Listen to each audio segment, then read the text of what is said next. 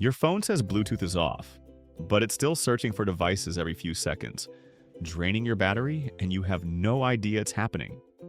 Let me show you what Bluetooth is really doing in your pocket right now. Today, I'm breaking down why Bluetooth drains your battery, even when you're not actively using it. The scanning behavior, the low energy myth, and the power states you can't see. And at the end, how to actually turn it off to save battery. I'm Wesley. I've spent over 20 years as an RF engineer, designing wireless systems from 2G to 5G, microwave links, and network infrastructure. And on RF 101, I break down radio frequency technology in ways that actually make sense. First, let's understand what Bluetooth actually is. Bluetooth is a short-range wireless protocol. It operates at 2.4 gigahertz, the same frequency as Wi-Fi. But unlike Wi-Fi, which is designed for data throughput, Bluetooth is optimized for low power connections between devices. Your phone, your headphones, your car, your smartwatch, all talking to each other over Bluetooth. In 2010, Bluetooth Low Energy, or BLE, was introduced. The promise? Devices that could run for months on a coin cell battery. And it worked. Your fitness tracker, your AirTags, your smart home sensors, all running on BLE, but here's the catch. BLE is so low power that manufacturers started leaving it on all the time. Because, hey, it barely uses any power, right? Pause. Wrong. Barely any power times constantly running equals significant battery drain. Here's what your phone is doing right now, even with Bluetooth off in quick settings. Every few seconds, it's broadcasting a discovery packet, basically shouting into the radio spectrum, "Hey, is anyone there? Is anyone there?" This is called inquiry mode. Your phone scans for nearby Bluetooth devices continuously. Smartwatches, headphones, car systems, beacons, and stores. Why? So it can connect instantly when you need it. No waiting, no manual pairing. Just seamless. But this convenience costs power. Every scan cycle uses energy. Your radio has to power on, transmit, listen, then power down. Repeat every 3 to 5 seconds all day long. Bluetooth has multiple power states, and this is where battery drain gets tricky. State 1. Active, fully connected streaming audio. This uses the most power, but you're getting value. You're listening to music. State 2. Sniff mode. Connected but idle. Your headphones are paired, but nothing's playing. Lower power than active, but still draining. State 3. Standby. Not connected, but ready to connect. This is where your phone lives most of the time. Low power, but constant scanning. State 4. Off. Radio completely powered down. No scanning, no connections. True zero power from Bluetooth. Most people think they're in state 4 when they toggle Bluetooth off. But on most phones, you're actually in state 3, standby, still scanning, still.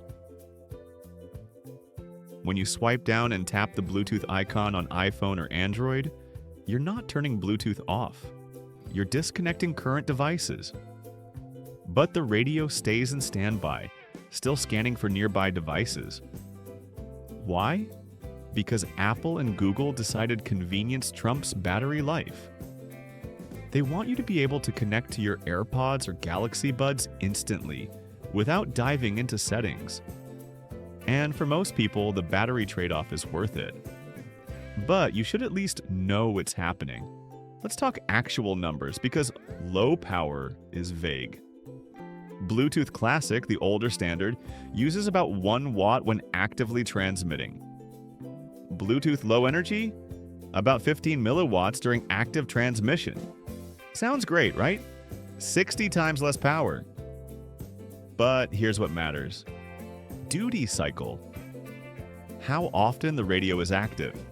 If your phone scans every 3 seconds and each scan takes 10 milliseconds, that's about 200 scans per minute. Over a full day, those brief moments add up to 2 to 3% of your total battery drain. That might not sound like much, But if your phone battery lasts 12 hours, Bluetooth scanning costs you about 20 to 40 minutes of usage. Just from looking for devices. Here's another hidden drain: location services. Many apps use Bluetooth for location tracking. Not GPS, Bluetooth. They scan for nearby beacons to figure out where you are. Shopping malls, airports, stores. Even if you never connected a Bluetooth device, apps like Google Maps, retail apps, and social media can trigger Bluetooth scans in the background. And you gave them permission when you tapped Allow Location Access. You thought they meant GPS. But they're also using Bluetooth, Wi-Fi scanning, and cell tower triangulation. More scans, more battery drain. Quick comparison: Wi-Fi versus Bluetooth battery drain. Wi-Fi uses more power per transmission, about 2 watts when active. But Wi-Fi is designed to sleep aggressively. When you're not transferring data, Wi-Fi radio goes into deep sleep for seconds at a time. Bluetooth, especially BLE, never fully sleeps. It's always ready to connect. Frequent brief wake-ups. In practice, Bluetooth idle drain can actually exceed Wi-Fi idle drain, depending on how many devices your phone is scanning for. If you have a smartwatch, this gets worse. Your watch maintains a constant Bluetooth connection to your phone, syncing notifications, health data, messages. This keeps both devices in active or sniff mode continuously. A connected smartwatch can add another 2 to 4% battery drain on your phone per day. Plus, your watch battery drains faster maintaining that connection. The trade-off: instant notifications on your wrist. For many people, it's worth it. But again, you should know what's happening. Quick field note from my 20 years in RF engineering. When I was designing power budgets for cellular networks, we calculated energy consumption down to the milliwatt. Every component, every transmission, every scan cycle. The lesson: small power drains, multiplied by time, become big problems. Bluetooth scanning is the perfect example. 15 milliwatts sounds negligible, but run it 24/7 and it becomes a measurable percentage of your battery life. In professional RF design, we call this death by 1,000 cuts. Okay, so how do you actually turn Bluetooth off? Solution 1. Use the settings menu, not quick settings. iPhone. Go to settings, then Bluetooth, and toggle it off. This puts the radio in true off mode, no scanning. Android.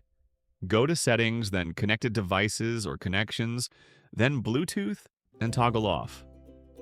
Yes, it's more steps. But this is the only way to completely stop Bluetooth scanning and save battery. Solution 2. Audit which apps have location access. iPhone, settings, then privacy, then location services. Review every app. Change always to while using app. Android settings, then location, then app permissions. This stops apps from triggering background Bluetooth scans for location tracking. You'll still get location when you open the app, but not constantly in the background. Solution 3. Unpair devices you don't use regularly. Go to Bluetooth settings and remove old headphones, rental cars, friends' speakers. Every paired device is another thing your phone looks for during scans. Fewer devices equals less scanning time, which equals less battery drain.